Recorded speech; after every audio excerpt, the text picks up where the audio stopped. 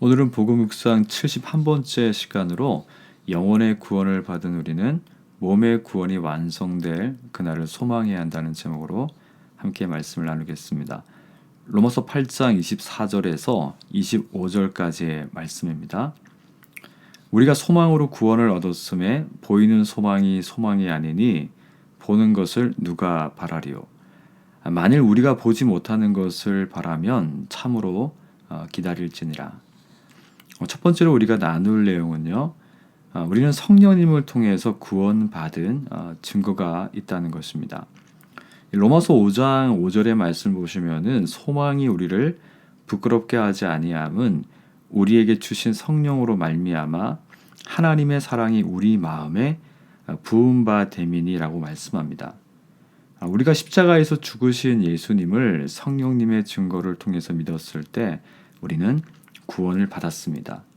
하지만 성경은 이 구원이 아직 완성되지 않았다고 말씀합니다.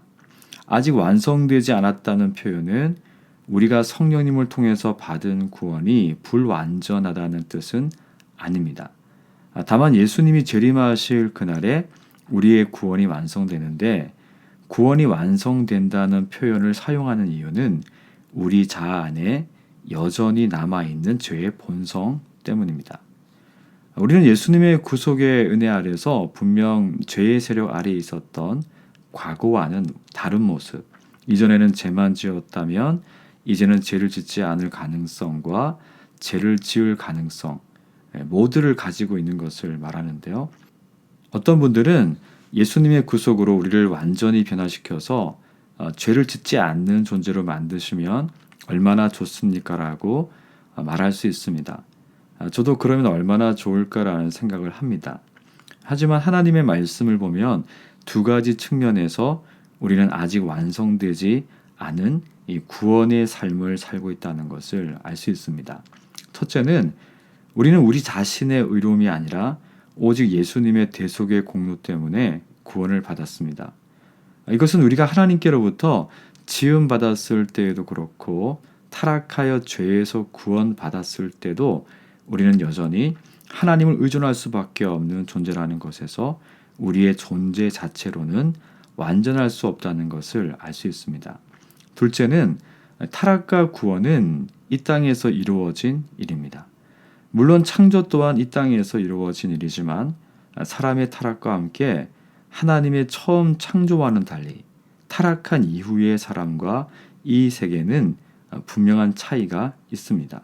그것은 하나님과의 관계의 단절로 인한 사람과 피조 세계의 부패입니다.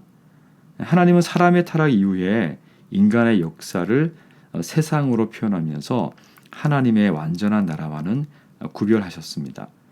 그리고 이 세상의 역사가 끝나는 날로 그리스도의 재림의 날을 지정하셨고 그 재림의 날에 이 세상의 역사를 끝내시고 영원하고 완전한 하나님의 나라를 완성하실 것이기 때문에 예수님과 함께 하나님의 완전하고 완성된 나라가 임할 때까지는 우리의 죄의 본성을 가지고 살게 됩니다.